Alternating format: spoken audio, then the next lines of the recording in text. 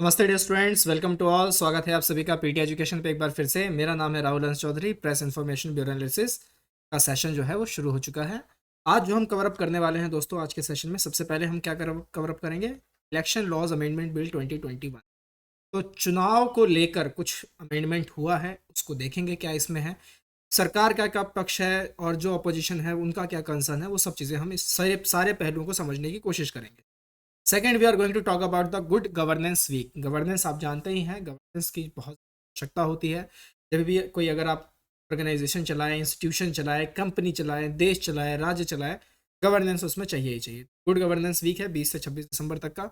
इसके बारे में हम डिस्कस करेंगे। Third, we are going to talk about the Poshan tracker. इसको लेके कुछ खुलासे लोकसभा में किए गए हैं, इस पर हम बात करेंगे। देन पर्वो वायरस, राइट, बहुत ज़्यादा फैल रहा है, खासकर जो स्ट्रे डॉग्स हैं, कैट्स हैं, उनमें। इसको समझेंगे पर्वो वायरस क्या है। एंड देन ओ आई सी का मतलब है ऑर्गेनाइजेशन ऑफ इस्लामिक कोऑपरेशन। इसमें हम जानेंगे भारत इसका मेंबर है या नहीं, वो मैं आपको बताऊंगा। सिक्स्थ, फ्यूगिटिव इकोनॉमिक ऑफेंडर किसे कहते हैं उसके भी सुनेंगे। इसका एक कानून भी है, फ्यूगिटिव इकोनॉमिक ऑफेंडर एक्ट 2018, उसको भी हम पढ़ेंगे। And then finally MCQs for the practice. तो आज के सेशन में ये सारी चीज़ें हम कवर अप करेंगे, और साथ ही साथ हम क्या कवर अप करेंगे, 6 एमसीक्यूज आज हम कवर अप करने वाले हैं। बहुत ही लार्ज अमाउंट में आज मैं आपको एमसीक्यूज कराऊंगा। 4 मैंने पिछले सेशन में कराए थे, 6 आज हो जाएंगे, टोटल मिला के 10 हो जाएंगे। चलिए, सबसे पहले हम पढ़ते हैं अपनी पहली स्टोरी की तरफ। Election laws amendment bill 2021। तो लोकसभा में इसे पारित कर दिया गया है। इसका मकसद क्या है? मकसद यह है कि जो इलेक्टोरल का जो रोल डेटा है उसे, और जो वोटर आईडी कार्ड है उसे आधार से लिंक करने की बात कही जाए। इलेक्टोरल रोल में आपके डेटा होता है, जब आप चुनाव भरने जाते हैं तो जगह जगह बूथ लगे होते हैं कि जी मेरा कौन से उस पे है, कौन से रूम में मिलेगा, वगैरह वगैरह। फिर वो देखते हैं पूरा कि अच्छा आपका नाम क्या है बताइए, नाम वो देखते हैं। वो पूरा डेटा ही तो होता है ना, वो सारा डेटा। फिर आपके वोटर आईडी कार्ड्स वहाँ पे देखे जाते हैं, वो चीज़ें। इन सब को जो है कनेक्ट किससे किया जा रहा है? आधार से कनेक्ट करने की बात सरकार की है कि हम इसे आधार कार्ड से कनेक्ट कर देंगे। अब आप देखिए इसमें सरकार का क्या पक्ष है। पहले सरकार को सुनना जरूरी है, क्योंकि सरकार लेके आई है, तो बिना सरकार को सुने बगैर हम उनके ऊपर किसी भी तरीके का आरोप नहीं लगा सकते हैं। पहले उनके पक्षों को सुनते हैं। सरकार कह रही है, it provides for amendment of section 23 of the representation of peoples act 19, enabling the linking of electoral roll data with the Aadhaar ecosystem. मतलब कि हम जो ये कनेक्ट कर रहे हैं, इसमें हमने किस कानून का यूज किया है? तो सेक्शन 23 ऑफ आरपीए 1950। वन नहीं है, ध्यान रखना, आरपीए 1950। क्लियर? इसको इनेबल करके हम ऐसा लिंक कर रहे हैं। अब इससे होगा क्या? This aims to curb the menace of multiple enrolment of the same person in different places. तो जो बोगस वोटिंग का कंसेप्ट है, आज भी चल रहा है 2021 में, भारत के दूर दराज के इलाकों के अंदर में, और जो विधानसभा के होते हैं चुनाव, या फिर एमसीडी चुनाव आप कह लीजिए, जो उतने फेमस नहीं हो पाते, उन सब में multiple enrolment of same person आज भी चल रहा है, जिससे अगर हम प्योर, अगर सिंपल भाषा में बोलें तो बोकस वोटिंग कहा जाता है, बोगस वोटिंग। उसको हटाने के लिए हम ऐसा कर रहे हैं, क्योंकि जैसे ही वोटर आईडी कार्ड आपके आधार से लिंक हो जाएंगे तो आपकी तुरंत पहचान हो जाएगी। अभी कंसर्न भी सुनेंगे हम, जो भी आप लोगों के अंदर जो सवाल उठ रहे हैं मन में, उसको एक एक करके मैं सभी को अभी बताऊंगा। वो कंसर्न में हम बात करेंगे। पहले सरकार का पक्ष सुनते हैं। तो सरकार कह रही है कि देखो जी, बोगस वोटिंग का कॉन्सेप्ट हमें खत्म करना है, इसलिए ऐसा कर रहे हैं। उसके बाद citizens get voting rights when they turn 18। बिल्कुल सही बात है, 18 साल के होते हैं तब हमें वोटिंग राइट्स मिलते हैं। लेकिन बहुत सारे ऐसे हैं जो इलेक्टोरल रोल से रह जाते हैं, इवन आफ्टर टर्निंग 18, 18 के हो जाते हैं फिर भी। जैसे कि मैं तो भर ही नहीं पाया, मेरा तो बना ही नहीं, क्योंकि उसके लिए एक ही डेट होती है, क्वालिफाइंग डेट एक ही होती है, 1 जनवरी। उस वजह से काफ़ी बच्चे या काफ़ी जो लोग हैं जो 18 साल के हो जाते हैं, लेकिन वो 19-20 में आके फिर जो है अपना पहला वोट डालते हैं। समझ रहे हैं? हालांकि एलिजिबल तो उनका 18 को ही हो गया, 18 जैसे ही हो गया उनका पूरा, तो वो एलिजिबल हो गए वोट डालने के लिए, लेकिन वो 19-20 साल 21 साल की उम्र में आके वोटिंग करते हैं। मैं, मेरी जानकारी में तो ऐसे ऐसे हैं जो 23-24 के हो चुके हैं, जिन्होंने आज तक अभी तक एक भी वोट नहीं डाला है। अकॉर्डिंग टू द बिल, अब इस बिल में उन्होंने कहा है कि हम 4 क्वालिफाइंग डेट बनाएंगे, एक नहीं बनाएंगे, 4 बनाएंगे, ताकि उनके पास ऑप्शन रहे। जैसे ही वो अगर 18 के पूरे हो जाएं तो वो जाके अप्लाई कर सकते हैं, राइट। वो कौन कौन से हैं? 1 जनवरी, 1 अप्रैल, 1 जुलाई, 1 अक्टूबर। तो दूसरा इन्होंने ये बताया कि हम इसमें संशोधन करके 4 क्वालिफाइंग डेट लेके आने वाले हैं। तीसरा, जेंडर न्यूट्रलिटी को बनाने के लिए इसमें एक लैंग्वेज वो चेंज कर रहे हैं। एक लैंग्वेज लिखा हुआ है इसके अंदर में, इलेक्शन लॉज बिल के अंदर में, that registration of wives of secret service voters, इसको वो रिप्लेस करके, वाइव्स को रिप्लेस करके वो स्पाउस करना चाह रहे हैं। सरकार का ये मानना है कि इस तरीके से जो कानून होगा वो ज़्यादा जेंडर न्यूट्रल बनेगा। The proposed linkage between the Aadhaar and election database is voluntary, mandatory नहीं है। सरकार ये कह रही है कि जो भी लिंकेज होगा आधार और इलेक्शन डेटाबेस का वो वॉलंटरी होगा। देखो जी, मैंडेटरी तो हम कुछ नहीं कर रहे, जैसे कि एमएसपी भी सरकार कह रही थी कि वॉलंटरी है, हम ऐसा कुछ मैंडेटरी नहीं करेंगे, एमएसपी रहेगा, था, है और रहेगा, वही वाली बातें। ठीक। अब इसमें कंसर्न को सुनते हैं। कंसर्न क्या है? 2015 में जो अपोजिशन कह रहा है, the move to link voter ID to Aadhaar card was put on the back burner after the Supreme Court judgment that Aadhaar is not the proof of citizenship. Right. 2015 में भी ऐसी जो है हिमायत की गई थी, वोटर आईडी कार्ड को आधार से लिंक किया गया था, लेकिन तब सुप्रीम कोर्ट ने बीच में इंटरवीन किया और उन्होंने बोला कि जो आधार है ना वो आपका आईडी है, मतलब आपका एक ये प्रूफ ऑफ सिटीजनशिप नहीं है, प्रूफ ऑफ रेजिडेंस है। ठीक है, आप प्रूफ ऑफ रेजिडेंस के तौर पे इसको यूज कर सकते हैं, but this is not a proof of citizenship. पहले बात तो ये, तो फिर आप जब 2015 में सुप्रीम कोर्ट ने बोला तो अब आप क्यों कर रहे हैं? समझ रहे हैं हमारी बात? ये कंसर्न है। दूसरा, the bill allows electoral registration officers to ask for Aadhaar numbers और applicants wanting to register as a voters to establish the identity of applicant. अब क्या होगा कि आधार नंबर मांगे जाएंगे, तुरंत सब कुछ पता चल जाएगा इलेक्टोरल रजिस्ट्रेशन ऑफिसर्स को, मतलब एक आइडेंटिटी और रिवील हो जाएगी, एनोनिमस नहीं रहेगा बंदा। Experts have said that in the absence of robust personal data protection law, a bill in that regard is yet to be cleared by the parliament. Any move to allow the sharing of data can prove to be problematic. अब आप क्या कह रहे हैं? Personal data आप दे रहे हैं, लेकिन भारत में इसको लेके तो कोई कानून है ही नहीं प्रोटेक्शन के लिए, तो ये प्रॉब्लमेटिक साबित हो सकता है और स्टेट इसका किसी भी तरीके से मिसयूज कर सकता है, ऐसा कंसर्न उठाया जा रहा है। Electoral data at present is held by election Commission of India in its on database. अब ये सब कुछ जो झंझट चल रही है, तो भैया इलेक्शन कमीशन का तो अपना सेपरेट डेटाबेस है ना, उनके पास सारी चीजें तो हैं। देन फिर वेरिफिकेशन प्रोसेस के लिए गवर्नमेंट अपना सेपरेट डेटाबेस क्यों बना रही है? क्योंकि आधार तो गवर्नमेंट का डेटाबेस है। वो इन दोनों को मर्ज और क्लब क्यों कर रही है जब इलेक्शन कमीशन इतनी पावरफुल बॉडी है और इतने सालों से वो कर रही है सारा प्रोसेस, वेरिफिकेशन का प्रोसेस कर रही है? Then why there is a merger between the database of Election Commission of India and the database of Government of India? ये नहीं होना चाहिए, इनको सेपरेट होना चाहिए, राइट? तो ये सारी बातें, ये सारा कंसर्न जो है वो उठाया गया है। एक सवाल आप लोगों के लिए मैंने यहाँ पे लिखा हुआ है, linking Aadhaar and voter ID, is it progressive step और detrimental to privacy and democracy? Ethics के बहुत अच्छे सवाल इससे बन सकते हैं प्राइवेसी को लेके। जीएस पेपर 2 जो कि आता है गवर्नेंस के ऊपर, उसमें भी बहुत अच्छे सवाल बन सकते हैं। इसका आंसर आप लोग लिखिए, बड़े बड़े अक्षरों में लिखिए, मतलब बड़े बड़े स्टेटमेंट लिखिए, पढ़ने में मज़ा आए लिखिए, क्योंकि जितना लिखेंगे आप उतना ही आपकी रिफाइनिंग आएगी। 2021 में अगर किसी को सक्सेसफुल होना है तो उसके पास 2 हैबिट तो मैंडेटरी है, बाकी तो चाहे कितनी बना लो, लेकिन 2 हैबिट मैंडेटरी है। पहला रीडिंग की हैबिट मैंडेटरी है, दूसरा राइटिंग की हैबिट मैंडेटरी। भले ही टूटी फूटी इंग्लिश आती हो, कोई दिक्कत नहीं है, लिखने की कोशिश तो करो यार। लिखोगे तभी तो आगे बात बनेगी ना, डरना नहीं है। Linking Aadhaar and voter ID, is it progressive step और detrimental to privacy and democracy? Share your thoughts, let's talk. Right, चलिए आगे बात करते हैं दूसरी स्टोरी की तरफ। पहली स्टोरी में मजा आया होगा आपको। Second is good governance week. Union government ने बोला कि हम गुड गवर्नेंस वीक 20 दिसंबर से 26 दिसंबर जो है वो लॉन्च करने जा रहे हैं। मोटो क्या है? To redress and dispose of public grievances and the improvise service delivery down to the village level. तो विलेज लेवल जो टीयर 3 होते हैं, हर मील ऑफ कनेक्टिविटी, वहां तक भी हम गुड गवर्नेंस लेके जाना चाहते हैं। इसके चक्कर में, यानी इसके रिस्पेक्ट में बहुत सारे इवेंट्स जो है वो कन्वीन किए गए। कौन कौन से? प्रशासन गांव की ओर, ये सबसे बड़ा जो था इसका, मतलब एक सेंटर या थीम कह सकते हैं आप, प्रशासन गांव की ओर। अब ये विलेज लेवल पे जा रहे हैं। To be citizen focus. 25 दिसंबर ही क्यों? Because 25 December is celebrated as a good governance day to mark the birth anniversary of former prime minister of India Atal Bihari Vajpayee. कुछ इनिशिएटिव्स लिए गए हैं, जो भी प्रोग्राम ये कर रहे हैं प्रशासन गांव की ओर, इसके तहत ease of living and next phase of reforms for reducing compliance burden, experience sharing workshop by DAPRG on best practices, mission Karmayogi जिसका मतलब है the path ahead.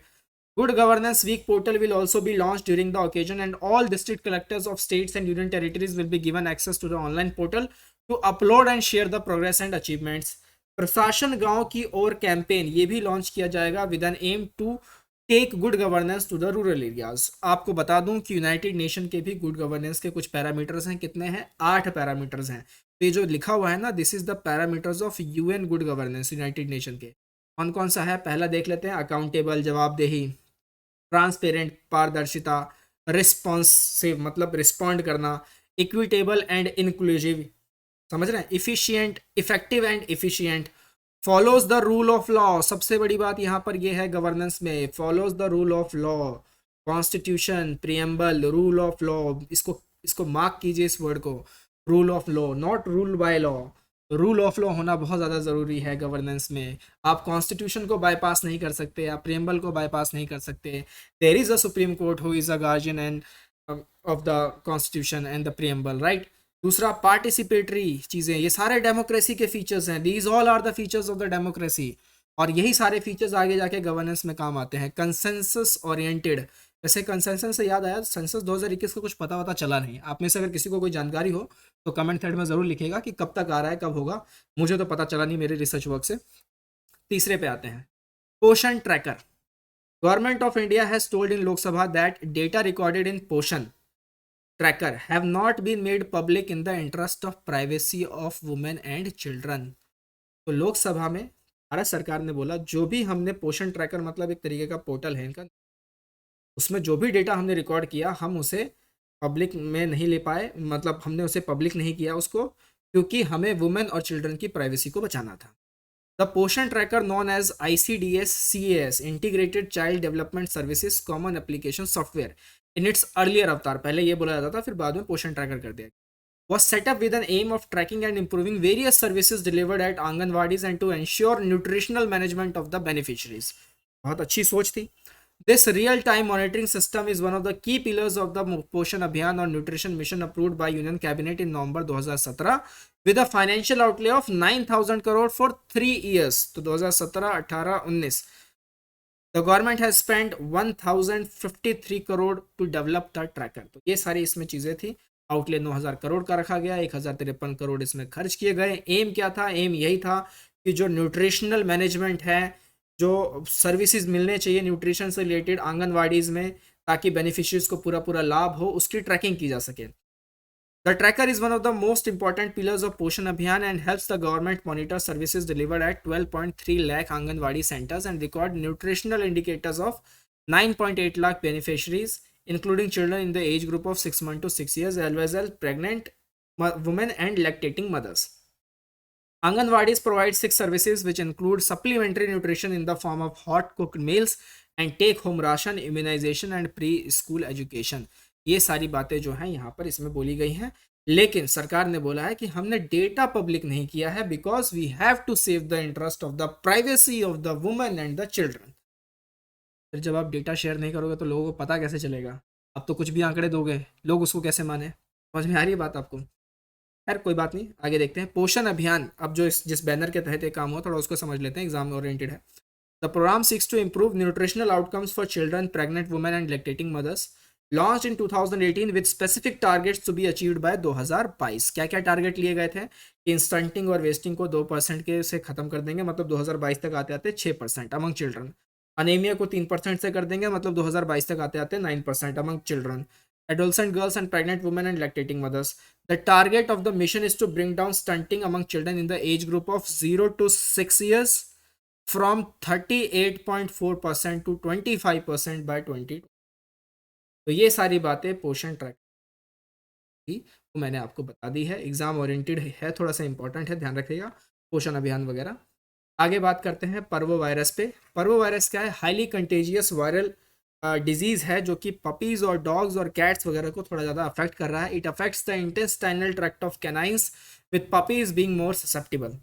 Bloody, diarrhoea, vomiting होना, drastic weight loss, dehydration, lethargy, ये सारे symptoms हैं जो pets वगैरह में देखे जाते हैं। The virus has reported a 90% mortality rate, तो बहुत खतरनाक है। The virus was discovered in 1967 and has rapidly become a serious threat to canine health. This is primarily due to the fact that virus is hard to kill, can live for a long time in the environment, and is shed in the large quantities by infected dogs. Through direct contact with an infected dog or by indirect contact with a contaminated object, including the hands and clothing of people who handle infected dogs, virus spread in dogs. Parvovirus has no cure and inoculating a puppy or a dog gives them a fighting chance against the infection। हालांकि इसकी मैं एक और बात बता दूं, इसमें जो प्रिवेंशन बताई गई है कि अगर वैक्सीनेशन आप कराते हैं तो फिर आप लड़ सकते हैं, लेकिन वो कोई क्योर नहीं है, ठीक है। कुछ और मेजर्स आपको रखने पड़ते हैं, जैसे कि आपको अपने पेट्स को इंडोर रखना पड़ेगा। उसको अगर आप खाना वाना खिला रहे हैं तो लगातार उसके कपड़े उनको वॉश कीजिए अच्छे से, उनको उनके कांटेक्ट में आने से पहले उनको पूरा साफ सुथरा करके रखिए, वरना तो फिर ये इस तरीके से फैलते भी हैं। ठीक है, तो पर्व वायरस आप समझ गए किससे रिलेटेड है। पर्वो virus is a highly contagious disease affecting puppies and dogs and cats. Clear. चलिए आगे बात करते हैं OIC पे, ऑर्गेनाइजेशन ऑफ इस्लामिक कॉपरेशन। अब ये क्या है, इनकी अभी एक फॉरेन मिनिस्टर्स की मीट हुई थी।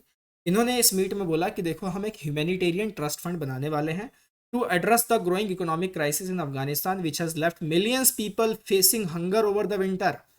तो वर्ल्ड में लेवल पे अगर मैं बात करूं, पॉवर्टी और हंगर तो बढ़ते ही जा रहे हैं। ये सब जो फंड बन रहे हैं ये सब उसके क्लासिक एग्जाम्पल है। Humanitarian trust fund, the fund will be set up under the Islamic Development Bank to channel aid to Afghanistan in coordination with other groups. साथ ही साथ यूनाइटेड नेशन ने कहा है कि वो भी एक स्पेशल ट्रस्ट फंड बनाएंगे जिसमें अर्जेंटली जो है कैश जो है मतलब हेल्प की जाएगी कैश में directly to Afghans through a system that taps into donors funds frozen since the Taliban take over in the August. अब ये सारी बातें हो गई। भारत इस पिक्चर में कहाँ है, देखिए हुआ क्या था, जो ये फॉरेन मिनिस्टर्स की मीट थी ना 2018 में, तो बांग्लादेश ने सजेस्ट किया था कि हम भारत को ऑब्जर्वर स्टेट का जो है या ऑब्जर्वर कंट्री का जो है वो स्टेटस दे देते हैं, जिसमें पाकिस्तान ने आपत्ति जताई थी कि नहीं ये नहीं हो सकता। बांग्लादेश ने इसलिए कहा था क्योंकि 10% से ज़्यादा मुस्लिम्स तो इंडिया में भी हैं, तो वो इस ऑर्गेनाइजेशन का हिस्सा बन सकते हैं। ठीक है, पाकिस्तान ने बोला नहीं जी हम तो नहीं मानते, हम नहीं करते। उसके बाद फिर 2019 में इंडिया को एज अ गेस्ट ऑनर जो है इनवाइट किया गया, इंडिया ने पार्टिसिपेट भी किया। एज अ गेस्ट ऑनर वहाँ पे इनवाइट किया गया, इंडिया ने पार्टिसिपेट किया। पाकिस्तान को कुछ खास रास नहीं आया, ये सारी बातें, पाकिस्तान को वैसे भी कुछ रास नहीं आता भारत। राइट। अब इसमें क्या है कि भारत इसका मेंबर नहीं है। पहली बात तो मैं आपको क्लियर कर दूं कि इंडिया अभी तक इसका मेंबर नहीं है OIC का, हालांकि ना उन्हें कोई ऑब्जर्वर स्टेटस मिला है। 2019 में ही उनको एक गेस्ट ऑफ ऑनर का एक मतलब एक अवार्ड कह लीजिए या उससे उनको नवाजा गया था कि एज अ गेस्ट वो लोग गए थे, पार्टिसिपेट किया था in the foreign minister meets of organisation of Islamic corporation.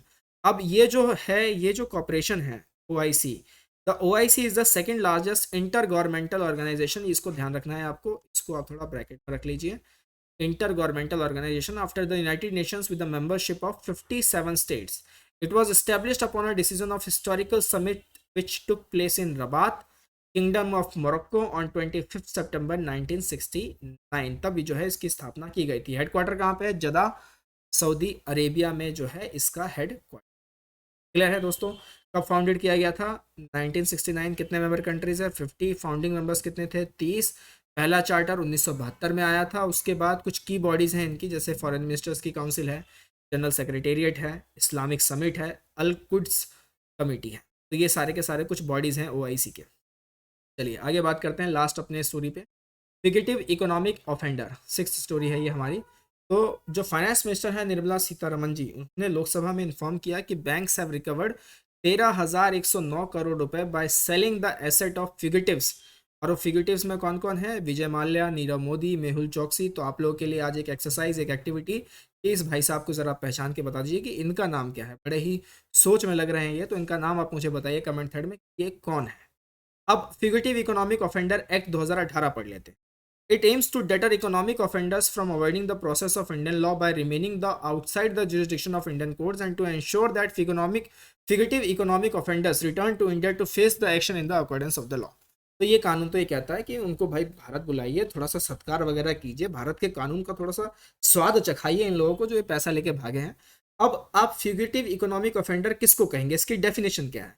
So basically it is an individual who has committed offences involving an amount of 100 crore rupees or more and has ran away from India to avoid criminal prosecution।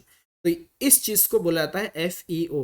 कोई एक ऐसा individual जिसने कुछ offence commit किया हो तकरीबन 100 करोड़ या उससे ज्यादा, और भारत से भाग गया हो इस डर के चक्कर में कि उसके खिलाफ कोई क्रिमिनल प्रोसिक्यूशन ना हो जाए। इसको लेके एक स्पेशल कोर्ट भी स्टैब्लिश की गई थी, किस एक्ट के तहत, तो prevention of money laundering act PMLA 2002 to declare a person as a fugitive economic offender. उसके बाद फिर स्पेशल कोर्ट्स जो है वो डायरेक्ट सेंट्रल गवर्नमेंट को बोल सकती है कि देखो जी ये तो आपके FEO डिफाइन हो गए, इनके सारे एसेट्स को सीज कीजिए। उसके बाद फिर इनको आगे हम क्राइम के लिए प्रोसीड्स करेंगे। जो भी अपील्स की जाती है against the orders of the special court will lie before the high court. उस स्टेट की हाई कोर्ट फिर उसमें एंटर।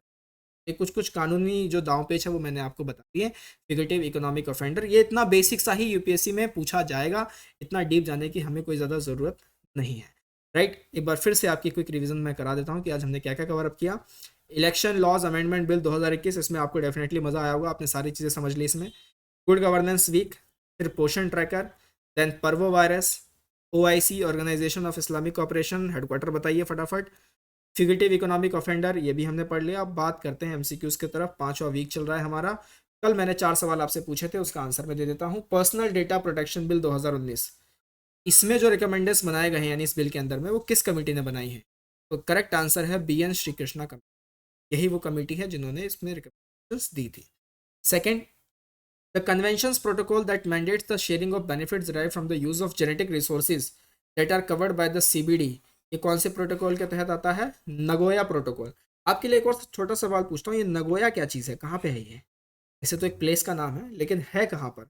उस देश का नाम आप मुझे बताइए जहाँ पे नगोया है। क्लियर। तीसरा, the prime minister of India has been recently conferred the Ngadag Pelgi Khorlo award, ये हाईएस्ट सिविलियन अवार्ड है किसका? ईरान का। Clear. Fourth, Panna tiger reserve is situated in Vindhya mountain ranges, ये बात तो बिल्कुल बिल्कुल बिल्कुल सही है। Panna region is famous for diamond mining, ये भी मैंने आपको बताया था, एक हिंट दिया था मैंने आपको कल के सेशन में। सही आंसर इसका क्या होगा? Option C, both 1 and 2। अब आज के सवाल आपके लिए सामने स्क्रीन पे है, आराम से पढ़िए। द कच्छातीवू आइलैंड, ये हम न्यूज़ में देखा गया है, ये कहाँ पर लोकेटेड है? पाक स्टेट, गल्फ ऑफ कैम्बर, यहाँ पे बेसिकली बे ऑफ बंगाल और फिर अरेबियन सी। अगला, ऑर्गेनाइजेशन ऑफ इस्लामिक ऑपरेशन से लेके 3 स्टेटमेंट यहाँ मैंने आपके लिए बना दिए हैं।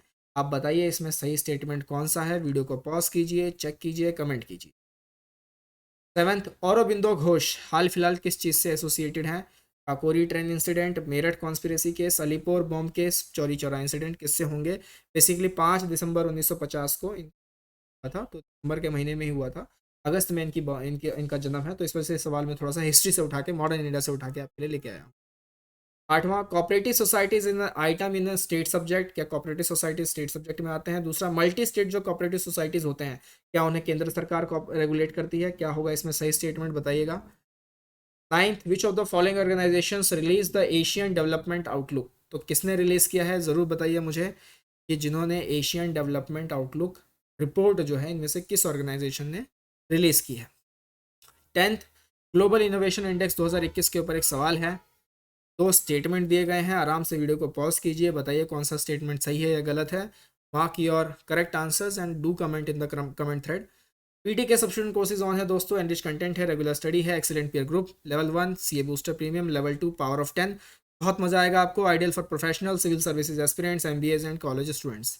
आफ्टर दैट यूपीएससी के सेल्फ प्रेप कोर्सेज हैं, ऑनलाइन कोर्सेज हैं, एग्जॉस्टिव हैं, बाइलिंगुअल हैं, अपडेटेड हैं। डिस्क्रिप्शन बॉक्स में पूरे पूरे लिंक दिए गए हैं, चेकआउट कीजिए और जो भी हो सके, जो भी आपको सहायता चाहिए उसमें आप बताइए। सिविल तपस्या का पोर्टल है, इसमें आपको मिलेगा study material, current affairs with regular updates, the Hindu के regular analysis, downloadable PDFs, UPSC exam analysis and lots of MCQs for practice. अब मिलेंगे अगले सेशन में दोस्तों, टिल देन टेक केयर, नमस्ते, जय हिंद।